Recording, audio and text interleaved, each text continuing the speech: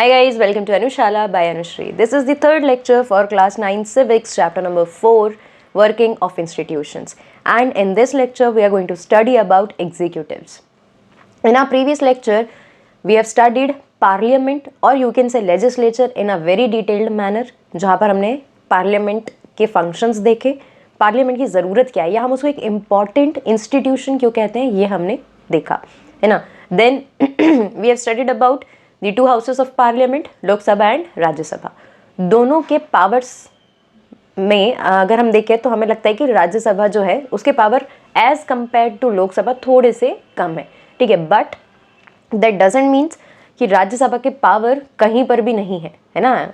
The constitution provides some special powers to Rajya Sabha in certain situations. Done. वो बहुत ही next level की बात है जिसको हमें यहाँ पर as per the chapter discuss करने की ज़रूरत नहीं है. डन. चलो, today our topic is executives. We already know कि एग्जीक्यूटिव्स क्या होते हैं. एग्जीक्यूटिव्स एक्चुअली वर्ड से ही बना हुआ है ना. एग्जीक्यूट से ही बना हुआ है एग्जीक्यूटिव्स. एग्जीक्यूट का मतलब होता है किसी भी काम को इम्प्लीमेंट करना, राइट. अब इम्प्लीमेंट करने के लिए जो हमारी कंट्री में एक इंस्टीट्यूशन है, एक प्रॉपर अरेंजमेंट है, उसको हम कहते हैं एग्जीक्यूटिव्स. रन. अब ये एग्जीक्यूटिव्स इम्प्लीमेंट करने क्या वाले हैं? ये लोग इम्प्लीमेंट करने वाले हैं वो सारे लॉज, वो सारी पॉलिसीज़ या स्कीम्स जो कि आपकी लेजिस्लेचर प्रिपेयर कर रही है या लेजिस्लेचर जिन भी पॉलिसीज़ को शेप करती है उनको एक्चुअली इम्प्लीमेंट करने का काम है आपके एग्जीक्यूटिव्स का, ठीक है. अब एग्जीक्यूटिव्स में अगर हम देखें तो हमारे पास दो पार्ट्स हैं, ठीक है. This is a kind of new information to you, तो इस पर थोड़ा सा ज़्यादा फोकस करना पड़ेगा. एक होते हैं पॉलिटिकल एग्जीक्यूटिव्स, दूसरे होते हैं परमानेंट एग्जीक्यूटिव्स.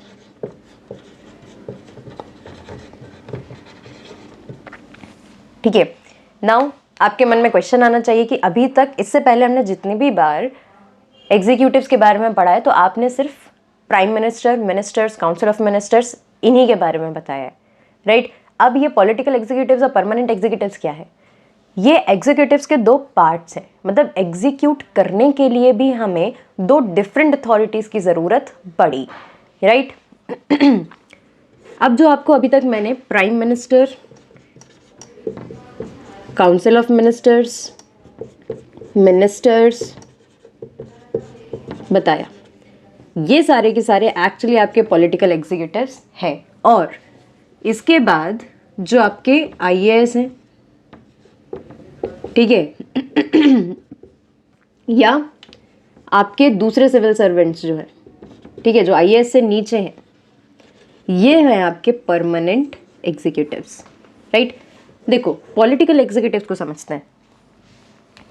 पॉलिटिकल एग्जीक्यूटिव्स का मतलब ऐसे लीडर्स जो पॉलिटिकली इलेक्ट होकर आए हैं, ठीक है, by the people of the country. ये लोग इलेक्ट होकर आए हैं तो इनको आपने एग्जीक्यूटिव का फेस बनाया. मतलब वो लोग जो सामने दिखेंगे आपको जब आप एग्जीक्यूटिव्स की बात करते हैं, राइट. और वहीं पर परमानेंट एग्जीक्यूटिव्स क्या है? ये कहीं से भी पॉलिटिकली इलेक्ट होकर नहीं आए, इनको किसी ने वोट नहीं दिया. और ऐसा नहीं है कि हर 5 साल में आप इनको इनकी जगह से हटा सकते हो, बल्कि पॉलिटिकल एग्जीक्यूटिव्स के पास हर 5 साल में, मतलब एक प्रॉपर टेन्योर पूरा होने के बाद उनके वहाँ से हटने के चांसेस होते हैं, क्योंकि दोबारा से इलेक्शन होगा, कोई और जीतेगा तो कोई और पॉलिटिकल एग्जीक्यूटिव बनेगा. लेकिन यहाँ पर प्राइम मिनिस्टर, मिनिस्टर्स चेंज होते रह सकते हैं, लेकिन परमानेंट एग्जीक्यूटिव्स जल्दी से चेंज नहीं होते, है ना. परमानेंट एग्जीक्यूटिव्स कौन है? आपके आईएएस ऑफिसर्स या जिनको आप डिस्ट्रिक्ट कलेक्टर्स बोलते हैं, राइट. ये लोग कैसे आते हैं अपनी पोजीशन पर? इनको प्रॉपर नॉलेज गेन करना पड़ता है, इनको एग्जाम्स क्रैक करने पड़ते हैं, फिर इंटरव्यूज़ देने पड़ते हैं, सॉरी फॉर दिस, ठीक है. फिर इनकी ट्रेनिंग होती है, इनको काम सिखाया जाता है, उसके बाद इनको लाया जाता है इस पोजीशन पर, है ना. और यहीं पर दूसरी तरफ जो आपके मिनिस्टर्स होते हैं, जो आपके प्राइम मिनिस्टर है, इनको कुछ नॉलेज गेन करने की ज़रूरत नहीं है ना. मतलब एक कोई इनके लिए कोई एक बॉटम लाइन नहीं है, ठीक है. इनको कोई एग्ज़ाम क्रैक नहीं करना, इनको किसी भी चीज़ में एक्सपर्ट नहीं होना, किसी भी सब्जेक्ट को बहुत डिटेल में नहीं पढ़ना, राइट. इनको क्या करना है, इनको लोगों का रिप्रेजेंटेटिव बनना है, लोगों को भरोसा दिलाना है कि हम आपके रिप्रेजेंटेटिव्स बन सकते हैं, आपकी प्रॉब्लम्स को हम पूरी कंट्री के सामने रख सकते हैं, अपनी गवर्नमेंट के सामने रख सकते हैं और आपके लिए, आपके वेलफेयर के लिए काम कर सकते हैं, राइट। एक इनको पॉलिटिकल फिगर बनना पड़ता है। वहीं पर जो आपके परमानेंट एग्जीक्यूटिव्स हैं, इनको कोई भी पॉलिटिकल फिगर बनने की ज़रूरत नहीं है ना, इनको किसी भी इलेक्शन को लड़ने की ज़रूरत नहीं है, इनको रिप्रेजेंटेटिव बनना नहीं है। रिप्रेजेंटेटिव कौन बन रहा है, आपके पॉलिटिकल एग्जीक्यूटिव्स, राइट। चलो अब हम देखते हैं कि एग्जीक्यूटिव्स के हमने दो पार्ट देख लिए, पॉलिटिकल और परमानेंट। लेकिन इन दो लोगों में से काम कौन कर रहा है, मतलब एग्जीक्यूशन का काम कर कौन रहा है, दोनों ही कर रहे हैं, तभी तो दोनों एग्जीक्यूटिव के पार्ट है। लेकिन इनके काम जो है वो डिवाइडेड है, राइट। हमने देखा था कि लॉ मेकिंग का काम किसका है, लेजिस्लेचर का, राइट, या आप इसको पार्लियामेंट भी कह देते हैं।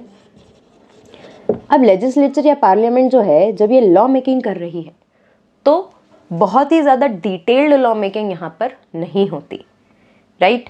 डिटेल्ड लॉ मेकिंग क्यों नहीं होती, क्योंकि जो लोग पार्लियामेंट में बैठे हैं वो भी तो किसी पर्टिकुलर सब्जेक्ट में एक्सपर्ट नहीं है ना, right, they are also representatives.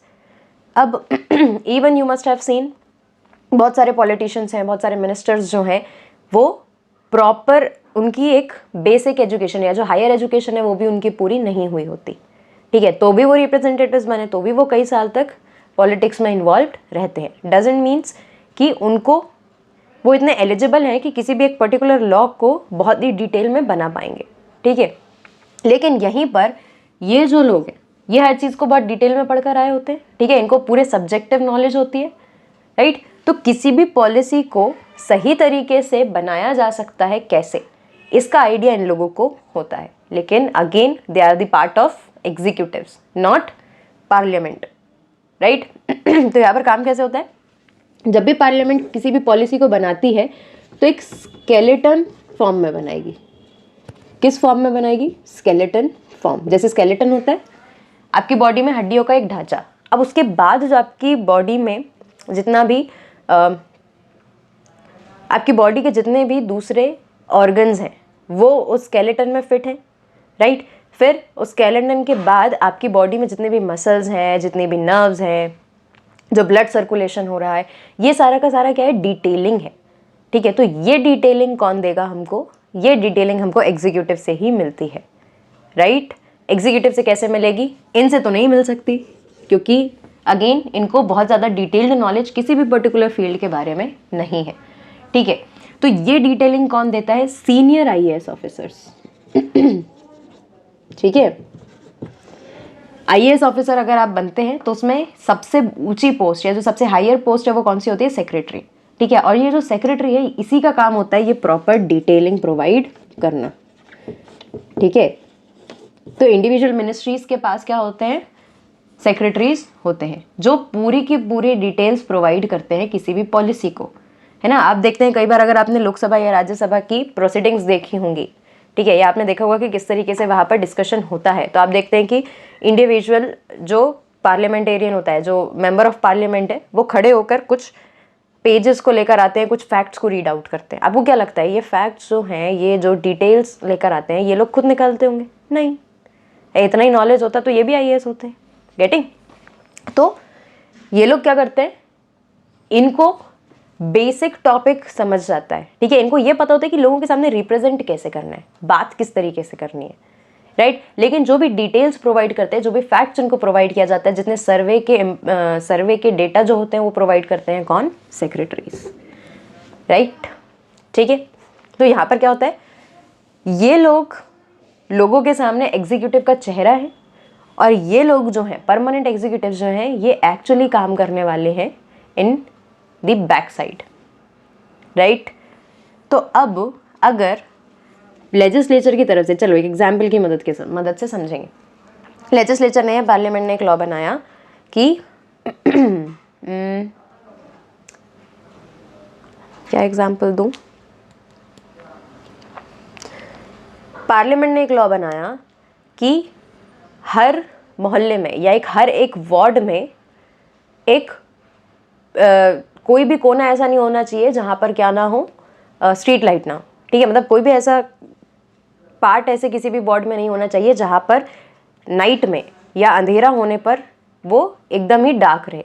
ठीक है, मतलब कि हर थोड़ी थोड़ी दूरी पर आपको एक स्ट्रीट लाइट प्रोवाइड करानी है। ठीक है, सेफ्टी को लेकर, राइट, कि अगर कोई क्राइम्स हो रहे हैं या चोरियां हो रही हैं तो इसके कारण क्या बताया कि भाई स्ट्रीट लाइट की जो फैसिलिटी है वो हर एक वार्ड में थोड़े थोड़े डिस्टेंसेस पर होनी चाहिए, राइट। अब मान लेते हैं पार्लियामेंट ने लॉ बनाया और एक मिनिस्टर के पास ये काम आया, तो आपको क्या लगता है कि मिनिस्टर जाके हर एक वार्ड में स्ट्रीट लाइट लगवाने वाले? No, obviously no. ठीक है, क्यों? क्योंकि वो जिस लेवल पर बैठे हैं वहाँ से वो काम को डेलीगेट करेंगे, काम को नीचे डिवाइड करते जाएंगे, है ना। तो हर वार्ड में स्ट्रीट लाइट प्रॉपर है या नहीं, और हैं तो चालू हो रही है या नहीं, मतलब अंधेरा तो नहीं रह रहा जिसके कारण क्राइम्स को या थेफ्ट जैसी चीज़ों को बढ़ावा मिल रहा है। ठीक है, ये इंश्योर करने का काम होगा इन लोगों का, राइट। तो इन्होंने एक स्केलेटन फॉर्म में पॉलिसी बनाई, उस पॉलिसी को एक प्रॉपर स्ट्रक्चर इन लोगों की मदद से मिलेगा, ये उस पर्टिकुलर पॉलिसी के फेस होंगे, है ना। पॉलिटिकल एग्जीक्यूटिव्स हैं, पॉलिटिकली ये चीज़ों को क्या करने वाले हैं, डिस्कस करने वाले हैं लोगों के सामने, राइट। ये आंसरेबल होंगे और एक्चुअल काम करने वाले हैं परमानेंट एग्जीक्यूटिव्स, राइट। अब यहाँ पे आपको लग रहा होगा कि सारा काम तो परमानेंट एग्जीक्यूटिव्स कर रहे हैं, ठीक है, तो इनकी क्या ज़रूरत है? इनकी ज़रूरत है, वाई? क्योंकि ये लोग फेस हैं, ठीक है, ये एक विजुअलाइजेशन प्रोवाइड कर रहे हैं लोगों को, है ना। आप देखें कि अगर कहीं पर भी चोरी हो रही है या कोई भी क्राइम हो रहा है तो कोई भी जाकर वहाँ के, मतलब आप डायरेक्टली नहीं देखेंगे कि कोई भी डायरेक्ट आईएएस से सवाल कर रहा है, ठीक है। सवाल किससे होंगे? पॉलिटिकल एग्जीक्यूटिव से। मतलब कि रिस्पॉन्सिबल कौन है? रिस्पॉन्सिबिलिटी किसके पास है, या आप जिसको कहें आंसरेबिलिटी किसके पास है? पॉलिटिकल एग्जीक्यूटिव्स के पास, ठीक है। लेकिन एक्चुअल इम्प्लीमेंटेशन किसके पास है? परमानेंट एग्जीक्यूटिव्स के पास। कोई भी अगर, जैसे आप देखते हैं कि कहीं पर कुछ बहुत बड़ा प्रॉब्लम क्रिएट हुई, जैसे मान लो कि किसी बड़े हॉस्पिटल में आग लग गई या किसी बड़े हॉस्पिटल में कुछ ऐसी चीज़ हुई जिसके कारण बहुत सारे लोगों की जान गई, तो क्या आप ये बोलेंगे कि उस पर्टिकुलर एरिया के जो आईएएस ऑफिसर है उसको उसकी जगह से हटाओ? नहीं, लोग डायरेक्ट अटैक किस पे करेंगे? उस पर्टिकुलर स्टेट के हेल्थ मिनिस्टर पे, है ना, कि आपके रहते ये सारी चीज़ें कैसे हुई, या आपने अपना काम ठीक से नहीं किया, दैट इज़ वाई ये सारी चीज़ें हो रही हैं। तो अकाउंटेबल कौन होगा? Political executive. लेकिन एक्चुअली इम्प्लीमेंट करने वाला कौन होगा, या डिटेलिंग करने वाला व्यक्ति कौन होगा? Permanent executives. इनको हटाया जा सकता है हर 5 सालों में, या उसके पहले भी अगर ये ठीक से काम नहीं करते। इनको हटाने का काम पब्लिक के हाथ में नहीं है, इनको हटाने का काम अगेन जो इनको अपॉइंट कर रहा है, राइट, उसके हाथ में होगा। और तब भी क्यों? क्योंकि अगर इनको हटाया क्यों जा सकता है? ये अगर करप्शन के चार्जेस में है, ठीक है, या इन्होंने कुछ ऐसा काम किया जो इनकी पोजीशन पे रहकर किसी भी व्यक्ति को नहीं करना चाहिए, राइट, तो भी ऐसे लोगों को हटाया जा सकता है। लेकिन इनको हटाना इज़ नॉट ईजी, इनको हटाना कंपैरेटिवली थोड़ा सा ईजी हो जाता है। हर 5 साल में वैसे भी इनके पास चांसेस होती हैं रिप्लेस होने की, राइट। तो ये है आपका पॉलिटिकल एग्जीक्यूटिव्स और परमानेंट एग्जीक्यूटिव्स में डिफरेंस। अगेन काम एक जैसा है लेकिन अलग अलग तरीके से यहाँ पर काम होगा। प्लस यू कैन नॉट से कि पॉलिटिकल एग्जीक्यूटिव्स किसी भी चीज़ में एक्सपर्ट है, नहीं है, ठीक है। लेकिन आप यहाँ पर देख सकते हैं कि जो सीनियर आईएएस है या जो सीनियर सिविल सर्वेंट्स हैं वो लोग क्या हो जाते हैं? एक्सपर्ट्स हो जाते हैं, राइट। इसलिए जब ये लोग भी अपने काम करने को जाते हैं, ठीक है, जब इनको भी कोई डिटेल चाहिए होता है, इनको भी फैक्ट चाहिए होता है, तो ये किससे कंसर्न करते हैं? एक्सपर्ट से, जो कि परमानेंट एग्जीक्यूटिव्स का हिस्सा है, राइट। किसी भी जगह को, किसी भी एक पर्टिकुलर एरिया को कौन बेहतर तरीके से जान पाएगा? उस जगह का परमानेंट एग्जीक्यूटिव, ना कि उस जगह का पॉलिटिकल एग्जीक्यूटिव, राइट। क्यों? क्योंकि एक्चुअल काम करने में कितनी परेशानी होती है ये किसको पता है? इनको, है ना। They know the people of a particular area, they know the culture of a particular area, है ना। लेकिन इनको इतना नॉलेज नहीं होता है, राइट। दैट इज़ वाई यहाँ पर क्या ज़रूरी होता है कि जब भी पॉलिसी मेकिंग में डिटेलिंग हो रही है ना, तो उसमें इन लोगों की सलाह ली जाए, है ना। इनको पॉलिसी फॉर्मेशन का एक अपॉर्चुनिटी दी जाए, गेटिंग। तो तो इस तरीके से आपके परमानेंट एग्जीक्यूटिव्स और पॉलिटिकल एग्जीक्यूटिव्स जो है वो काम करते हैं, राइट। हमने सब कुछ देखा कि इनके पावर में आने का तरीका क्या है, इनको इलेक्शन लड़ना पड़ता है, ठीक है, पॉलिटिकल रिप्रेजेंटेशन करना पड़ता है, इनको एग्जाम देना पड़ता है, राइट। ये पर्टिकुलर सब्जेक्ट में एक्सपर्ट्स नहीं हो पाते हैं, ये पर्टिकुलर सब्जेक्ट्स में एक्सपर्ट होते हैं। ग्रास रूट लेवल पर कंडीशंस क्या हैं, सिचुएशंस क्या हैं, कैसे लोगों को हैंडल किया जाता है, ये इनको ज़्यादा पता होगा, इनको कम पता होगा। कोई भी चीज़ होती है रिस्पॉन्सिबिलिटी इनकी है, आंसरेबल इनको होना पड़ेगा, ना कि परमानेंट एग्जीक्यूटिव्स को, राइट। इनको स्केलेटन फॉर्म पता होगा, इनको डिटेलिंग पता होगी, गेटिंग। लेकिन नो मैटर ये कितना भी इंपॉर्टेंट काम कर रहे हो या बेसिक इम्प्लीमेंटेशन यही कर रहे हो, इनको भी आंसरेबल होना पड़ता है पॉलिटिकल एग्जीक्यूटिव्स के सामने, राइट।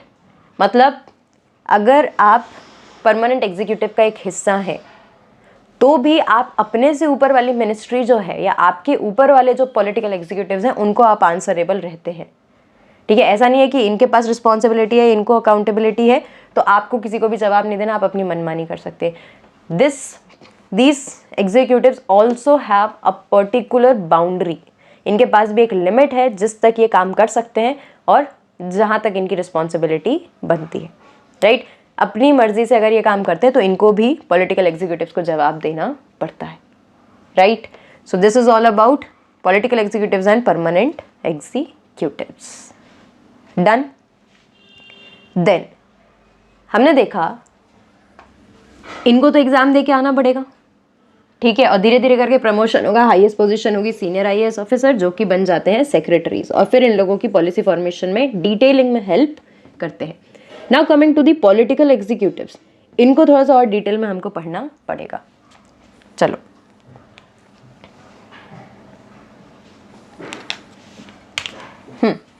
पॉलिटिकल एग्जीक्यूटिव्स में हमारे पास सबसे बड़े ऑफिसर कौन है, प्राइम मिनिस्टर, देन मिनिस्टर्स। सी, लोकसभा में जो भी मेजॉरिटी पार्टी होगी,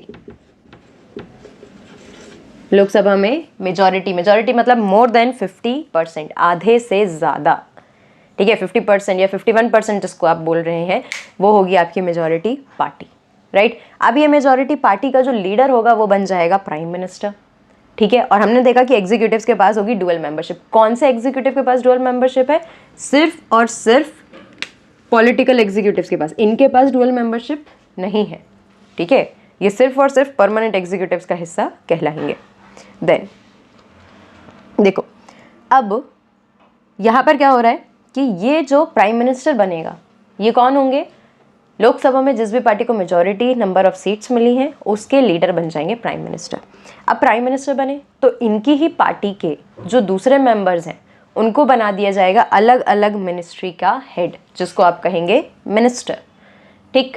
अब मिनिस्टर्स बहुत सारी अलग अलग डिपार्टमेंट्स है, बहुत सारी मिनिस्ट्रीज हैं, ठीक है, तो बहुत सारे मिनिस्टर्स होंगे। इसमें से जो मेजर मिनिस्ट्रीज होती हैं, ठीक है, लगभग ये काउंसिल ऑफ मिनिस्टर्स जिनको आप कहेंगे ये लगभग 60 to 80% होंगे, 60 to 80 मेंबर्स होंगे जिनको आप कह देंगे काउंसिल ऑफ मिनिस्टर, ठीक है, मतलब मिनिस्टर्स का एक ग्रुप, उसको आपने कह दिया काउंसिल ऑफ मिनिस्टर। इसके बाद आते हैं आपके पास कैबिनेट मिनिस्टर्स। कैबिनेट मिनिस्टर्स कौन से हैं, इनमें से भी जो बहुत ही ज़्यादा इंपॉर्टेंट, मतलब ऐसी मिनिस्ट्रीज जिनको हमेशा ही प्राइम मिनिस्टर के टच में रहना पड़ेगा, जिनको क्विक डिसीजन मेकिंग में हमेशा अवेलेबल होना होगा, है ना। जैसे कि मान लो नेशनल सिक्योरिटी का सवाल है, कोई दूसरी कंट्री जैसे चाइना ने अगर हमारे ऊपर अटैक कर दिया, तो क्या ऐसे में जब प्राइम मिनिस्टर मिनिस्ट्री की जब अपने साथ मिनिस्ट्रीज की मीटिंग करेंगे तो ऐसे में क्या वो कल्चरल मिनिस्ट्री को बुलाएंगे कि भाई तुम भी आ जाओ, तुम आओगे तभी मीटिंग चालू करेंगे, नो, है ना। क्यों, क्योंकि in that kind of situation वहाँ पर ज़रूरी है कि भैया डिफेंस मिनिस्ट्री रहे, फॉरेन मिनिस्ट्री या एक्सटर्नल अफेयर मिनिस्ट्रीज जो हैं, होम मिनिस्ट्रीज जो हैं, इन लोगों को साथ में रहना ज़रूरी है, ठीक है। तो जब भी बहुत इंपॉर्टेंट डिसीजंस लेने होते हैं या क्विक डिसीजंस लेने होते हैं तब किसको बुलाया जाता है, कैबिनेट मिनिस्टर्स को, और ये लोग हमेशा प्राइम मिनिस्टर के क्लोज कांटेक्ट में रहते हैं, ठीक है। और काउंसिल ऑफ मिनिस्टर्स को कब बुलाया जाता है, जब ऐसा टॉपिक है जो सारे मिनिस्टर्स के साथ डिस्कस करना ज़रूरी है, राइट।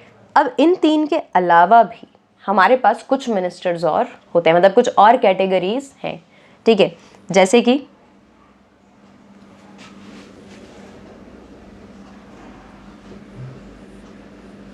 वेट, कैटेगरीज आप यहाँ से देखेंगे, ठीक है, मतलब मिनिस्टर्स तो काउंसिल ऑफ मिनिस्टर्स में ही आ जाएंगे, ठीक है। फिर उसके बाद हमारे पास कैबिनेट मिनिस्टर है, जो क्या है, क्लोज कॉन्टेक्ट में है किससे, आपके प्राइम मिनिस्टर से हमेशा ही।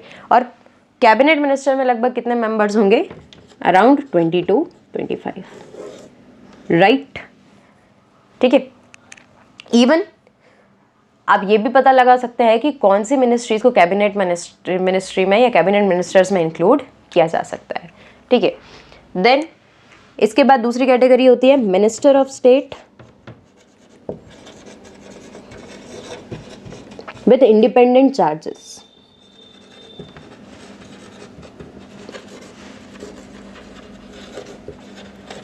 Minister of state with independent charges, ये लोग कौन होते हैं, ऐसे मिनिस्टर्स जिनके पास कैबिनेट मिनिस्ट्री या काउंसिल ऑफ मिनिस्ट्रीज के ऐसे मेंबर्स जिनके पास कैबिनेट मिनिस्ट्री से कम इंपॉर्टेंट मिनिस्ट्रीज हैं, ठीक है। लेकिन इनको कब इनवाइट किया जाएगा, जब कुछ ना कुछ इनकी मिनिस्ट्री से रिलेटेड या इनके डिपार्टमेंट से रिलेटेड कुछ ना कुछ मैटर उठाए, कुछ ना कुछ पॉलिसी मेकिंग करनी है, तब इनको बुलाया जाएगा। इनको जब स्पेशली बुलाया जाएगा तभी आएंगे, अदरवाइज नहीं आएंगे। इन तक जो भी चीज़ें, जो भी पॉलिसी मेकिंग है, जो भी डिसीजन है, वो कन्वे कर दिए जाते हैं, राइट, ठीक है। फिर तीसरा क्या है, minister of state. Minister of state क्या है, ये ऐसे मिनिस्टर्स होते हैं जो इंडिपेंडेंट नहीं रहेंगे, मतलब इनके पास कोई इंडिपेंडेंट चार्ज नहीं है, मिनिस्टर हैं लेकिन इंडिपेंडेंट चार्ज नहीं है। इनको दूसरी मिनिस्ट्रीज के साथ असिस्टेंस के लिए लगाया जाता है कि भाई ये पर्टिकुलर मिनिस्ट्री का हेड ये पर्सन है, ये मिनिस्टर है, अब आपको इसके साथ काम करना है, ठीक है, इसको असिस्ट करना है, ठीक है। जैसे मान लो कि मैं एग्रीकल्चर मिनिस्टर हूँ, ठीक है। अब एग्रीकल्चर अगर एक बहुत बड़ा क्राइटेरिया, एक बहुत बड़ा फील्ड है, तो मुझे क्या करना पड़ेगा, मुझे और भी लोगों की मदद लगेगी, ठीक है। तो ऐसे में कभी कभी क्या होता है, मिनिस्टर ऑफ स्टेट्स को बनाया जाता है कि भाई आप इस पर्टिकुलर मिनिस्टर के अंदर क्या करेंगे, असिस्ट करेंगे। इंडिपेंडेंट चार्ज उनको नहीं दिया गया, ठीक है। और minister of state with independent charges मतलब इनके पास इंडिपेंडेंट चार्जेस है, ठीक है। इनका एक पर्टिकुलर क्राइटेरिया है जिसमें सिर्फ इनका ही सोल रोल है, right. So this is about the categories of ministers, है ना। और कैटेगरीज किसकी हैं, हमारे पॉलिटिकल एग्जीक्यूटिव्स की, राइट। चलो, सो this is all about executives, political, permanent and categories of ministers. Next topic हमारा बचता है प्राइम मिनिस्टर, है ना। मतलब अब हमको प्राइम मिनिस्टर को और भी ज़्यादा डिटेल में पढ़ना है, ठीक है। चलो, प्राइम मिनिस्टर हम सब जानते हैं कि कहाँ से इलेक्ट होते हैं, ये इलेक्ट होते हैं लोकसभा से। और एक्चुअली आप इसको इलेक्ट भी नहीं कहेंगे, क्यों नहीं कहेंगे, क्योंकि प्राइम मिनिस्टर के लिए अलग से कोई इलेक्शन हो ही नहीं रहा ना। प्राइम मिनिस्टर तो हम उस व्यक्ति को बना देते हैं जिसको लोकसभा में क्या मिल गई है, मेजॉरिटी। जिस पार्टी को लोकसभा में मेजॉरिटी मिली है उसके लीडर को बना दिया प्राइम मिनिस्टर। लेकिन क्या हमारी कंट्री ने अलग से प्राइम मिनिस्टर को इलेक्ट करने के लिए कोई भी इलेक्शन किया? No, right.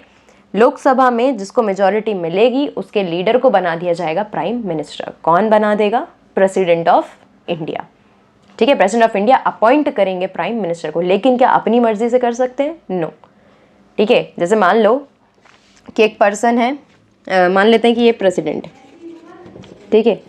प्रेसिडेंट को काम दिया गया कि आपको किसको अपॉइंट करना है? प्राइम मिनिस्टर को।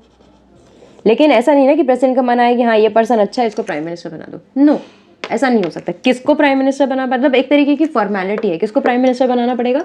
जिसको लोकसभा में मेजॉरिटी मिल गई है, उस पार्टी के लीडर को, right. But in certain situations, मान लो किसी भी पार्टी को लोकसभा में मेजॉरिटी मिली ही नहीं मिले किसी को 50% + 1 वोट, तब ऐसी कंडीशन में अगर कोलेशन गवर्नमेंट बनती है, कोलेशन मतलब गठबंधन, जब किसी भी एक पार्टी को मेजॉरिटी नहीं मिली तो बहुत सारी पार्टीज या कुछ छोटी छोटी पार्टीज ने, कुछ डिफरेंट ग्रुप्स ने साथ में आकर बोला कि भाई हमारे पास इतनी सीट्स है, हमारे पास इतनी सीट्स है, अगर हम दोनों साथ में हाथ मिला लेते हैं तो हम मिलकर 50% + 1 तक पहुंच जाएंगे और फिर हम गवर्नमेंट बना सकते हैं, राइट। ऐसे सिचुएशन में कोलिशन गवर्नमेंट फॉर्म होती है, या जिसको आप गठबंधन की सरकार भी कहते हैं, है ना। You must have heard this word so many time in newspapers और टेलीविजन्स, राइट। अब यहाँ पर कोलिशन की गवर्नमेंट बनी और पार्टीज डिसाइड नहीं कर पा रही हैं कि भाई किसको बना दें हम प्राइम मिनिस्टर, इनके बीच में क्लैशेस हो गए, ठीक है। ऐसे सिचुएशन में क्या होता है, या कोलिशन नहीं बना तब भी ऐसे सिचुएशन में क्या होगा कि प्रेसिडेंट अपनी मर्जी से जो उसको सूटेबल लगेगा उसको प्राइम मिनिस्टर बना सकता है, राइट।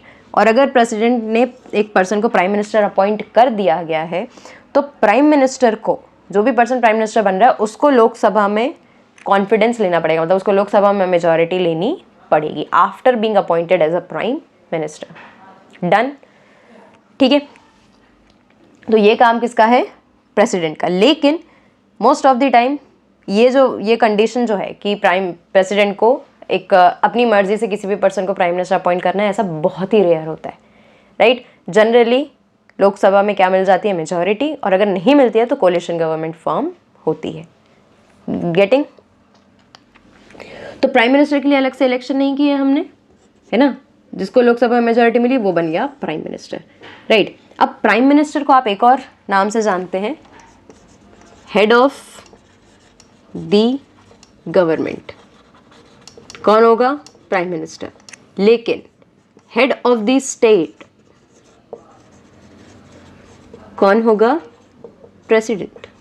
अब यहाँ पे स्टेट का मतलब आप एमपी, छत्तीसगढ़, महाराष्ट्र ना समझें। स्टेट को, पूरे इंडिया को जब हम रिप्रेजेंट करते हैं तब हम उसको भी स्टेट ही बोलते हैं, है ना। मतलब जब हम गवर्नमेंट की नज़र से देख रहे हैं तो पूरी जो टेरिटरी है, पूरी जो कंट्री है उसको हम स्टेट बोल देते हैं, राइट।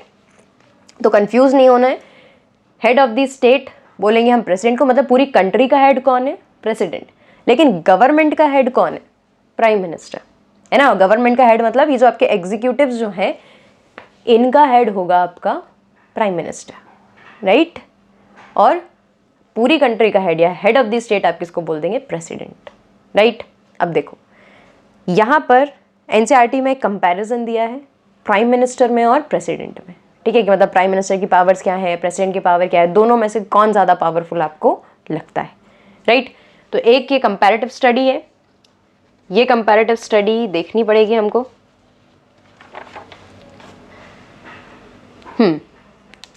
प्राइम मिनिस्टर का हमने देखा कि इलेक्शन अलग से नहीं होगा, लेकिन प्रेसिडेंट का इलेक्शन अलग से होगा, ठीक है।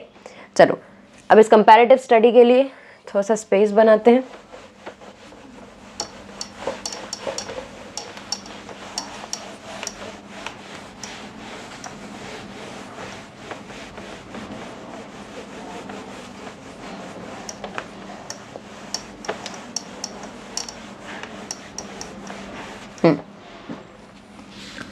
एक तरफ हम देखेंगे प्राइम मिनिस्टर को और दूसरी तरफ हम देखेंगे प्रेसिडेंट को। ये दोनों फैक्ट्स बहुत इंपॉर्टेंट हैं, ठीक है। ये आराम से आपके एमसीक्यू में कभी भी आ सकता है, गेटिंग। और इवन अगर आपको पूछ दिया जाए कि ये कंपैरेटिव स्टडी करने के लिए कि प्राइम मिनिस्टर और प्रेसिडेंट में आप डिफरेंस बताएं या इनके पावर्स में डिफरेंस बताएं, देन ऑल्सो ये जो फैक्ट है ये एक एक पॉइंट बना सकता है आपके इस कंपैरेटिव स्टडी में, ठीक है। तो इसको ध्यान रखना बहुत ज़्यादा ज़रूरी है। चल, प्राइम मिनिस्टर के लिए हमने देखा सेपरेट इलेक्शन नहीं होते, सेपरेट इलेक्शन नहीं होंगे। प्रेसिडेंट के लिए सेपरेट इलेक्शन है, हमारी कंट्री में प्रेसिडेंट के लिए सेपरेट इलेक्शन है, बट इसमें पीपल डायरेक्टली वोट नहीं करते, ठीक है। प्रेसिडेंट के इलेक्शन में कौन वोट करेगा, प्रेसिडेंट के इलेक्शन में जो भी मेंबर ऑफ पार्लियामेंट है और member of legislative assemblies of all the states, ठीक है। मतलब लोकसभा राज्यसभा के मेंबर ऑफ पार्लियामेंट हुए तो सारे लोकसभा और राज्यसभा के मेंबर वोट करेंगे प्रेसिडेंट के इलेक्शन में, राइट। प्लस जितने भी स्टेट्स हैं हमारी कंट्री में उनकी जो लेजिस्लेटिव असेंबली है उनके सारे मेंबर्स भी किस में वोट करेंगे, प्रेसिडेंट के इलेक्शन में, राइट। मतलब दोनों का इलेक्शन जो है वो अलग अलग तरीके से होगा, बट यू कैन नॉट से कि हमारा प्रेसिडेंट इलेक्टेड नहीं है, क्योंकि हमारे प्रेसिडेंट भी इलेक्टेड है, head of the state elected है। दैट इज वाई इंडिया कैसी कंट्री है, रिपब्लिक। बहुत सारे लोगों को रिपब्लिक वर्ड का मतलब ही नहीं पता होता है ना। रिपब्लिक वर्ड का मतलब क्या होता है, ऐसी कंट्री को रिपब्लिक बोलते हैं आप जहां पर हेड ऑफ द स्टेट या पूरी कंट्री का जो स्टेट है पूरी कंट्री का जो हेड है उसको बोला जाता है प्रेसिडेंट, जो कि इलेक्टेड है ना। जैसे कि ब्रिटेन में गवर्नमेंट है, हमारी तरह पार्लियामेंट है, सब कुछ है, लेकिन वहाँ हेड ऑफ द गवर्नमेंट तो प्राइम मिनिस्टर है, पर हेड ऑफ द स्टेट अभी भी कौन है? किंग या फिर क्वीन। इलेक्टेड नहीं है ना, वो एक फैमिली से हेरिडिटरी या हायरार्की जो चली आ रही है उसी के अकॉर्डिंग किंग या क्वीन बनते हैं, इलेक्टेड तो नहीं है। तो ब्रिटेन एक पार्लियामेंट्री कंट्री है, लेकिन वो एक रिपब्लिक कंट्री नहीं है, राइट। इंडिया रिपब्लिक कंट्री क्यों है? क्योंकि हमारे यहाँ कोई राजा महाराजा नहीं चला आ रहा प्रेसिडेंट बन के, ठीक है। हमारे यहाँ प्रॉपर इलेक्शन होगा, लेकिन पीपल, जनरल पब्लिक इसमें वोट नहीं करेगी। आप या हम 18 साल के ऊपर हैं या नहीं, डजेंट मैटर, हम प्रेसिडेंट के इलेक्शन में वोट नहीं कर सकते। प्रेसिडेंट के इलेक्शन में वोट करने वाले होंगे आपके जो ऑलरेडी इलेक्टेड लोग हैं, जो ऑलरेडी रिप्रेजेंटेटिव हैं लोगों के, ठीक है। ऐसा क्यों कर रहे हैं? Again I have told you, हर चीज़ के पीछे एक वाई है, एक क्यों है। आपको पता होना चाहिए, आपके मन में क्यूरियोसिटी आनी चाहिए कि भाई कब हमें इस वाई को पूछने की ज़रूरत है ना। हर चीज़ को बस मान लेना सही नहीं है कि हाँ ऐसा होता है तो मान लिया, नो, पूछो क्यों, वाई, राइट। क्यों सारे लोग इसमें वोट नहीं करते? सारे लोग वोट इसमें इसलिए नहीं करते हैं क्योंकि अगर जनरल पीपल जो भी 18 ईयर्स या उससे अबव है, अगर वो प्रेसिडेंट के इलेक्शन में भी वोट करेंगे तो प्रेसिडेंट और प्राइम मिनिस्टर, है ना, प्राइम मिनिस्टर कैसे इलेक्ट हो रहा है? डायरेक्ट इलेक्शन से, ठीक है। डायरेक्ट इलेक्शन मतलब लोकसभा के लिए इलेक्शन, जिसमें जो जीता, जो पार्टी जीती, उसके लीडर को बना दिया हमने प्राइम मिनिस्टर। सेपरेट इलेक्शन नहीं कराए, लेकिन अल्टीमेटली लोगों ने तो वोट किया ना लोकसभा में। तो आप एक तरफ लोकसभा में भी आप ही वोट कर रहे हो और प्रेसिडेंट के लिए भी आप ही वोट कर रहे हो, तो वहाँ पर क्या हो जाएगा? एक क्लैश आ जाएगा, है ना। प्राइम मिनिस्टर और प्रेसिडेंट दोनों एक दूसरे से बोल सकते हैं कि भाई मैं भी उन्हीं लोगों से इलेक्ट होकर आया हूँ जिनसे तुम इलेक्ट होकर आए हो, ठीक है। तो हम दोनों की पावर में डिफरेंस कहाँ रहेगा, राइट। हम दोनों को एक ही पोजीशन पे रख रहे हैं फिर, विच इज़ रॉन्ग। फिर ज़रूरत क्या है प्राइम मिनिस्टर और प्रेसिडेंट को अलग अलग बनाने की, है ना। फिर फर्क हेड ऑफ द गवर्नमेंट और हेड ऑफ द स्टेट में कैसे रहेगा, राइट। दैट इज़ बाय यहाँ पर क्या नहीं होगा? डायरेक्ट पीपल वोट नहीं करेंगे, पीपल के रिप्रेजेंटेटिव्स जो हैं वो यहाँ पर वोट करने वाले हैं। डन। चलो फिर सेम पॉइंट कि ये हेड ऑफ द गवर्नमेंट होंगे और ये हेड ऑफ द स्टेट होंगे, ठीक है। जितने भी अपॉइंटमेंट्स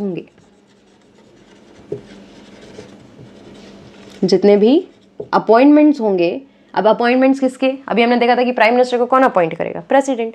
भले अपनी मर्जी से नहीं कर रहा, लेकिन कर तो रहा है। प्राइम मिनिस्टर, दूसरे मिनिस्टर्स, हर स्टेट के गवर्नर्स को, राइट। फिर चीफ जस्टिस ऑफ इंडिया को, बहुत सारे ऐसी बॉडीज़ हैं जैसे कि इलेक्शन कमीशन है, ठीक है, हाई कोर्ट के जजेस को, इन सारे लोगों को अपॉइंट करने का काम किसका है? प्रेसिडेंट का, है ना। मतलब ये पावर किसके पास है? प्रेसिडेंट के पास।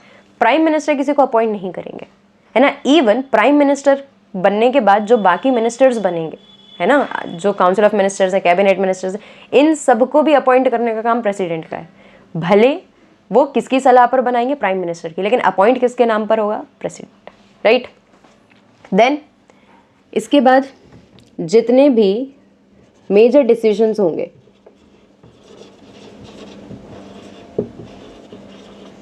ठीक है, वो सारे के सारे किसके नाम पर होंगे? प्रेसिडेंट के नाम पर।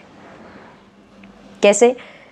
कोई भी लॉ बन रहा है, लोकसभा और राज्यसभा ने उसको पास किया, प्रेसिडेंट ने उस पर साइन किए, लेकिन जब प्रेसिडेंट ने साइन किए तभी तो लॉ बना, ठीक है। तो मतलब वहाँ पर किसके साइन की वैल्यू है? प्रेसिडेंट के।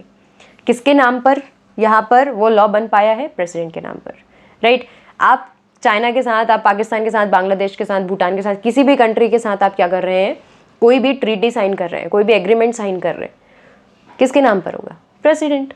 Y? Because he is the head of the country, he और she is the head of the country, right. Prime minister के नाम पे नहीं होगा, भले ही उस ट्रीटी को बनाने में, उस ट्रीटी को डिसाइड करने में पूरा का पूरा हाथ किसका होगा? प्राइम मिनिस्टर और इसके कैबिनेट मिनिस्टर्स का। लेकिन फिर भी जब भी साइन करने की बारी आएगी या जब भी किसी पर्सन की रिस्पॉन्सिबिलिटी लेने की बात आएगी तो कौन लेगा? President, right. कोई भी डिसीजन लेना है, प्राइम मिनिस्टर ने अपने काउंसिल ऑफ मिनिस्टर्स की मदद से लिया, बाकी इंस्टीट्यूशन से डिस्कस किया, लेकिन रिस्पॉन्सिबिलिटी किसकी बनेगी? प्रेसिडेंट, ठीक है। मेजर डिसीजंस में आप देख सकते हैं कि जो भी लॉज बने हैं, जो भी ट्रीटीज बनी है, ठीक है, ये सब किसके नाम पर बनेगा? President of the country. ठीक है, फिर इसके साथ साथ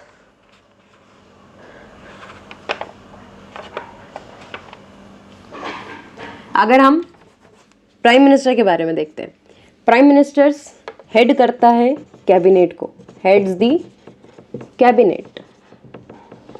मतलब मेजर डिसीजन मेकिंग जो है वो किसके अंडर हो रही है? प्राइम मिनिस्टर के अंदर। पॉलिसी फॉर्मेशन में कहीं पर भी आप प्रेसिडेंट को डिस्कशन में लेकर नहीं आते, लेकिन प्राइम मिनिस्टर दोनों तरफ से डिस्कशन में, क्योंकि इनके पास डुअल मेंबरशिप है, ये एग्जीक्यूटिव में है तब भी इनके अंडर काम हो रहा है, और जब ये लेजिस्लेचर में आकर बैठेंगे, जब ये मेंबर ऑफ पार्लियामेंट कहलाएंगे, तब भी यहाँ पर ये कैबिनेट को लीड करेंगे। राइट, ये आंसरेबल होंगे। ठीक है, आंसरेबल टू दी लोकसभा। ये आंसरेबल लोकसभा के लिए नहीं होंगे। गेटिंग? ये क्यों होंगे? क्योंकि कहाँ से इलेक्ट होके आए? लोकसभा से इलेक्ट होके आए। ठीक है, देन कैबिनेट जो होता है, कैबिनेट अपने आप में बहुत ज़्यादा इंपॉर्टेंट है। क्यों? क्योंकि काउंसिल ऑफ मिनिस्टर्स की जगह पर हर बार जो भी मोस्ट इंपॉर्टेंट डिसीजंस होते हैं या क्विक डिसीजन मेकिंग करनी होती है तो किसकी मदद से होती है? कैबिनेट, है ना। यही लोग डिस्कस करके सारे डिसीजंस को यहाँ पर लेते हैं। लेकिन प्राइम मिनिस्टर कैबिनेट को हेड करता है, साथ में कंट्रोल भी करता है ना। इवन प्राइम मिनिस्टर के पास पावर है कि वो किसी भी मिनिस्टर को क्या कर सकता है? डिसमिस कर सकता है, करवा सकता है प्रेसिडेंट की मदद से। ठीक है, प्रेसिडेंट को बोल सकते हैं कि भाई इस व्यक्ति को डिसमिस करो, ये ठीक से काम नहीं कर रहा। ठीक है, काउंसिल ऑफ मिनिस्टर से या कैबिनेट मिनिस्टर की जगह से उसको हटवा सकता है बाय दी प्रेसिडेंट। अब हमेशा पॉलिटी में एक चीज़ ध्यान रखें, इंडिया का कॉन्स्टिट्यूशन एक बात कहता है कि किसी भी पर्सन को अपॉइंट जिसने किया है, उस पोजीशन से नीचे वाला कोई भी व्यक्ति उसके अपॉइंटमेंट को कैंसिल नहीं कर सकता या फिर उसको उसकी जगह से हटा नहीं सकता। ठीक है, जैसे मान लो कि अगर चीफ जस्टिस ऑफ इंडिया को, है ना, सुप्रीम कोर्ट का जो मेन जज है जिसको आप चीफ जस्टिस ऑफ इंडिया कहते हैं, उसको अपॉइंट किया है प्रेसिडेंट ने, तो कभी भी प्रेसिडेंट से नीचे पोजीशन वाला कोई भी व्यक्ति, चाहे वो प्राइम मिनिस्टर हो या कैबिनेट मिनिस्टर हो या कोई भी हो, दूसरे लोअर कोर्ट का जज हो, कोई भी व्यक्ति उस पर्सन को उसकी जगह से नहीं हटा सकता। कौन हटाएगा? प्रेसिडेंट। गेटिंग? तो ये चाहे तो डिसमिस कर सकता है, करवा सकता है एक्चुअली, किसकी मदद से? प्रेसिडेंट की मदद से। और प्रेसिडेंट को इसकी बात माननी पड़ेगी, है ना। Most of the time president को कंसिडर करना पड़ता है जो भी एडवाइस उनको दी जाती है। राइट, फिर अगर प्राइम मिनिस्टर क्विट कर देते हैं, इफ पीएम क्विट्स, क्विट करने का मतलब अगर प्राइम मिनिस्टर बोलते हैं कि भाई मेरे को नहीं बैठना प्राइम मिनिस्टर की कुर्सी पर, है ना, नहीं करना मुझे ये काम, राइट, तो मैं अपनी जगह से हट रहा हूँ। अगर प्राइम मिनिस्टर बोलते हैं कि मैं अपनी जगह से हट रहा हूँ, तो उनके अंदर जितने भी काउंसिल ऑफ मिनिस्टर्स हैं, जितना भी कैबिनेट है, सारे मिनिस्टर्स को क्विट करना पड़ेगा। This is compulsory. लेकिन प्रेसिडेंट अगर क्विट करते हैं तो ऐसा कुछ भी नहीं होगा। राइट, इनकी इंडिविजुअलिटी ज़्यादा मेंटेन करती है और ये पूरे ग्रुप को अपने साथ लेकर चल रहे हैं। Right, if PM quits, all the council of ministers have to quit. ठीक है,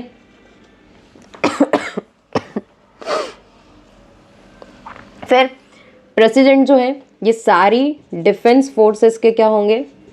हेड।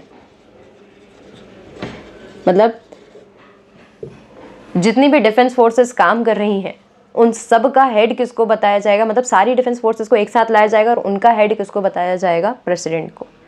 राइट, क्यों? क्योंकि प्रेसिडेंट को हम हेड ऑफ द स्टेट बोल रहे हैं, है ना। इनका काम एग्जीक्यूशन का है, प्राइम मिनिस्टर का, लेकिन जब भी डिफेंस की बात आ रही है तो हम हेड किसको बता रहे हैं? प्रेसिडेंट को।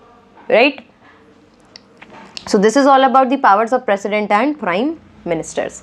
अब यहाँ पर अगर आप एक कंपैरिजन करने की कोशिश करें, ठीक है, तो आपको क्या समझ में आता है कि कौन सा व्यक्ति ज़्यादा पावरफुल है? क्या लगता है आपको, प्रेसिडेंट ज़्यादा पावरफुल है या प्राइम मिनिस्टर ज़्यादा पावरफुल है? सी, कॉन्स्टिट्यूशन जो है वो अलग अलग दो एंटिटी उसने बनाई है, दो पोजीशन उसने बनाई है, एक प्राइम मिनिस्टर एक प्रेसिडेंट। तो ऐसा तो नहीं है कि इसके पास कोई भी पावर नहीं रहेगी, सारी पावर इसके पास रहेगी, है ना, या वाइस वर्सा। प्रेसिडेंट के पास कुछ पावर्स हैं जो उसकी अल्टीमेट पावर्स है, जिसका उपयोग करने से प्रेसिडेंट को कोई नहीं रोक पाएगा। राइट, या जिसके उपयोग करने पर प्रेसिडेंट को कोई क्वेश्चन नहीं कर पाएगा। Right, same applies to prime minister. इनकी पावर्स एक्सप्लिसिट है, एक्सक्लूसिव है, अगर हम सही वर्ड का यूज़ करें, एक्सक्लूसिव कुछ पावर्स हमारे प्राइम मिनिस्टर के पास हैं जिनको इवन प्रेसिडेंट भी क्वेश्चन नहीं कर पाएंगे, है ना। या प्राइम मिनिस्टर भी कुछ चीज़ों में जो एडवाइस प्रेसिडेंट को करेंगे वो उनको माननी पड़ेगी, ठीक है। प्रेसिडेंट के लिए एक बात कही जाती है कि प्रेसिडेंट जो है ये एक रबर स्टैम्प की तरह काम करते हैं, ठीक है। ब्रिटिश पार्लियामेंट से ये शब्द आया है क्योंकि वहाँ के किंग और या क्वीन जो है उसके लिए भी यही वर्ड को यूज़ किया गया था। किस तरीके से, मतलब जैसे लॉ मेकिंग की बात करते हैं, लेजिस्लेचर को लेके लोकसभा राज्यसभा ने लॉ पास किया, है ना, बिल पास किया, उनको लगा कि हाँ भाई ये लॉ बनना चाहिए, प्रेसिडेंट के पास गया, प्रेसिडेंट ने बोला कि नहीं हमको नहीं ठीक लग रहा, आप दोबारा से सोचो। लेकिन अगर दोबारा इन लोगों ने यही चीज़ भेज दी तो प्रेसिडेंट को करना पड़ेगा, मतलब उसको साइन करना पड़ेगा कि हाँ ठीक है आप सही कह रहे हो, ये लॉ बना देते हैं। इन सर्टेन कंडीशंस प्रेसिडेंट के पास कुछ पावर दी जाती हैं, जैसे कि वीटो। आपके सिलेबस में नहीं है लेकिन फॉर जनरल नॉलेज मैं आपको बता दूँ, कुछ ऐसी पावर्स प्रेसिडेंट के पास होती हैं जिनको आप बोलते हैं वीटो। मतलब प्रेसिडेंट के पास 4-5 वीटो होते हैं जिसकी मदद से अगर उसके सामने कोई लॉ आया, कोई बिल आया कि आपको इस पर रिएक्ट करना है, इस पर साइन करना है, आपने मना किया, हमने दोबारा से रिकन्सिडर करके भेज दिया करना है, तो प्रेसिडेंट के पास वीटो पावर होती है कि भाई मैं प्रेसिडेंट हूँ, मेरे को नहीं करना तो मैं नहीं करूँगा। But in certain cases, her case में वीटो पावर को यूज़ नहीं किया जा सकता, ठीक है। इसका क्या खेल है ये आप कभी बाद में अगर डिटेल में आप पॉलिटी पढ़ते हैं तो आपको समझ आएगा, राइट। फिर प्राइम मिनिस्टर के पास ज़्यादा पावर्स क्यों हमें लगती हैं, क्योंकि प्राइम मिनिस्टर डायरेक्टली इलेक्टेड है तो इनके पास हाथ में पावर ज़्यादा होती है ना। एक बार में ये लोकसभा को भी रिस्पॉन्सिबल है, अकाउंटेबल है, राइट। दूसरी तरफ एग्जीक्यूटिव्स में जो भी मिनिस्टर्स आ रहे हैं वो भी इनकी मर्जी से आ रहे हैं, अगर ये एक बार में क्विट कर देते हैं तो इनके साथ वाले लोगों को भी क्विट करना पड़ेगा, राइट। तो इस तरीके से सारा कुछ किसके हिसाब से चल रहा है, प्राइम मिनिस्टर के हिसाब से। लेकिन जितने भी अपॉइंटमेंट्स जो कुछ भी होना है वो सबके सब किसके नाम पर होंगे, प्रेसिडेंट के नाम पर। मतलब अल्टीमेटली आपको दूर से देखने में ऐसा लगेगा कि प्रेसिडेंट जो व्यक्ति है वो क्या नहीं कर सकता, सब कुछ प्रेसिडेंट कर रहे हैं। लेकिन प्रेसिडेंट जो भी काम कर रहा है उसके पीछे उसको उस काम को करने के लिए कौन बोल रहा है या उस काम को करने के लिए कौन एक रिस्पॉन्सिबिलिटी शेयर कर रहा है, दैट इज प्राइम मिनिस्टर, ठीक है। जैसे कि चीफ जस्टिस ऑफ इंडिया, ठीक है, chief justice of India appoint करने का काम किसका है, प्रेसिडेंट का, ठीक है। अब ये प्रेसिडेंट को अपॉइंट करने का काम जब चीफ जस्टिस ऑफ इंडिया को अपॉइंट करने का काम प्रेसिडेंट को दिया गया है, लेकिन इसका मतलब ये नहीं है कि किसी को भी उठा के चीफ जस्टिस बना सकते हैं, राइट। किसको बनाया जाता है, जनरली नोशन है कि किसको बनाया जाएगा, chief justice of India, senior most जज of supreme court. Supreme court में जो सबसे सीनियर मोस्ट जज उस समय होगा ज़्यादातर उसको ही बनाया जाता है चीफ जस्टिस ऑफ इंडिया, ठीक है। तो क्या आपको लगता है कि यहाँ पे प्रेसिडेंट की बहुत कोई एक्सक्लूसिव पावर थी, नहीं। गेटिंग, ज़रूरी नहीं है कि हर बार चीफ, ये रूल नहीं है, ये नोशन है, मतलब एक नॉर्म है एक तरीके से कि भैया हाँ रिचुअल है, हर बार ऐसा होता है। कभी कभी 1-2 बार हमारी हिस्ट्री में ऐसा भी हुआ है कि सीनियर मोस्ट जज के रहते किसी और को चीफ जस्टिस बनाया गया, राइट। अब वो क्यों कैसे हुआ ये जुडिशरी का matter, right? So this is all about the power of prime minister and president and the difference between their responsibility and accountability to the people of India, right? So this is all about executives. साथ में हमने president को भी देखा which is a part of legislature या which is a part of parliament, right? चलो इस lecture को यहीं पे ख़त्म करेंगे। इसके बाद हमारे चैप्टर का आखिरी एक टॉपिक बचा है जुडिशरी, मतलब एक और इंस्टीट्यूशन के बारे में हमें पढ़ना है। जुडिशरी क्या है, कितने कोर्ट्स होते हैं, किस तरीके से कौन कौन से तरीके हैं जिसकी मदद से जस्टिस को दिया जा सकता है, और कौन से ऐसे तरीके हैं जिसकी मदद से आप जस्टिस को मांग सकते हैं। गेटिंग, क्यों ज़रूरी है, क्या है, ये सारा कुछ टॉपिक जुडिशरी के बारे में हम पढ़ने वाले हैं अपने नेक्स्ट लेक्चर में, जो कि इस चैप्टर के लिए लास्ट लेक्चर होगा, राइट। सो अगर आपको इस चैप्टर में कोई भी परेशानी है अभी तक, do ask me in the comment section, आप क्वेश्चंस पूछ सकते हैं, ठीक है। अगर आपको लगता है कि कोई क्वेश्चन का आंसर आप बना रहे हैं या नोट्स बना रहे हैं जो आपको सही नहीं लग रहे हैं या आपको डाउट है कि सही है या नहीं है, तो भी आप मुझसे पूछ सकते हैं, right. So stay tuned for the next lecture and don't forget to like, comment, especially share and subscribe. Thank you.